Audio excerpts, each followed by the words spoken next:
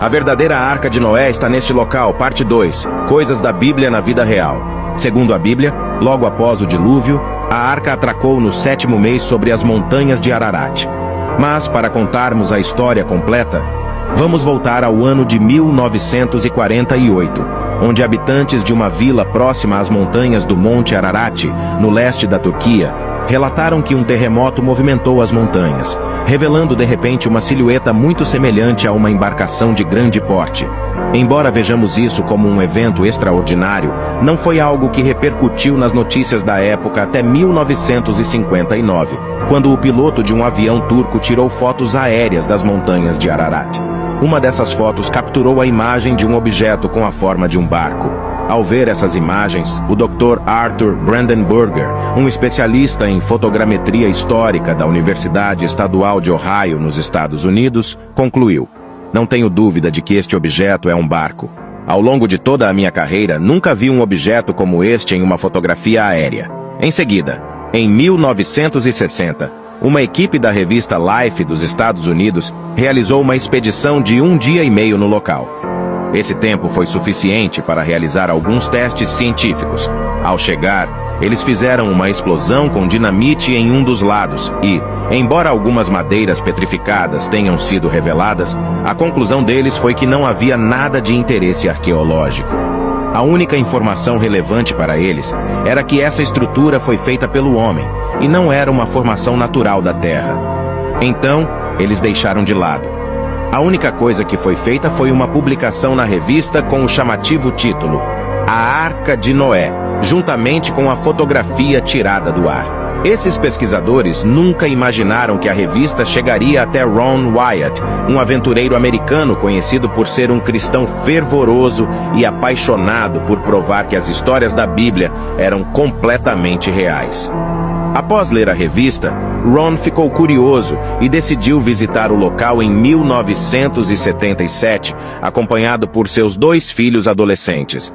Eles não sabiam por onde começar a procurar na vasta área, e só tinham 3 dias na região. Então, Ron e seus filhos começaram a orar para que Deus enviasse algum sinal. E acredite ou não, foi exatamente o que aconteceu. O táxi parou no meio do caminho sem explicação, e quando saíram do carro, você não vai acreditar no que encontraram. No mesmo local, eles viram uma estranha pedra perfurada com inscrições. Sem entender o que estava acontecendo, Ron e sua equipe continuaram sua viagem. Mas a cada trecho, encontravam outra pedra como aquela. Essas pedras são conhecidas como âncoras de pedra e serviriam exatamente como contrapeso em uma embarcação. De maneira estranha, essas pedras apareciam alinhadas em direção ao local onde estava aquela forma semelhante a um barco, como se tivessem se soltado ao encalhar. O lugar chamou muito a atenção de Ron, e ele decidiu que as investigações deveriam continuar para descobrir se poderia ser a Arca de Noé. No entanto, ele não pôde prosseguir imediatamente devido a seus compromissos em seu país, mas partiu prometendo a si mesmo voltar para continuar o que havia começado. Mas então, outro terremoto em agosto de 79 expôs silhuetas que pareciam ser as paredes da arca. Quando viu aquilo, Ron tinha total certeza de que aquele objeto se parecia exatamente com um navio encalhado. Foi por causa disso que, aproveitando os avanços da ciência e os novos instrumentos, decidiu continuar com a expedição para confirmar essa hipótese. Ele preparou suas coisas e voltou para a Turquia. Essa seria uma das 24 viagens que Ron faria ao local. No entanto, havia algo que não fazia sentido para os estudiosos, que eram as dimensões e as medidas da arca.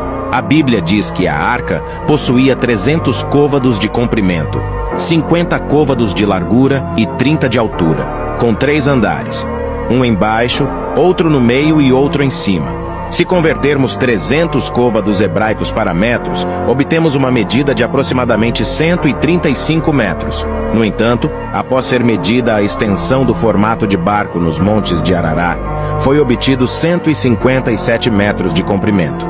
Em outras palavras, a arca era cerca de 20% maior do que o descrito na Bíblia.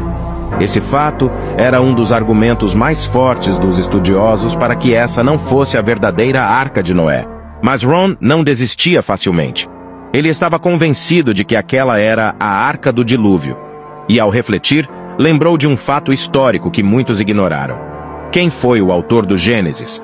Para aqueles que não sabem, o autor foi Moisés. Embora Moisés fosse hebreu, ele foi criado e educado pelos egípcios. Teria sentido pensar então que Moisés não conhecia as medidas dos côvados hebreus, mas sim dos côvados egípcios, pois são duas medidas completamente diferentes, o que exigia fazer a conversão novamente. E 300 côvados egípcios em metros equivalem a exatamente 157 metros. Essa é a exata medida dessa estrutura em forma de barco no Monte Ararat.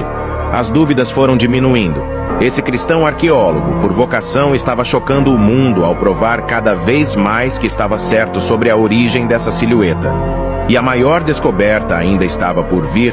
Ron não fazia ideia do que estava prestes a encontrar. Mas, para o vídeo não ficar muito longo, se você quer que eu traga a última parte dessa história, curta esse vídeo e comente "eu quero", que no próximo vídeo contarei como essa história impressionante terminou.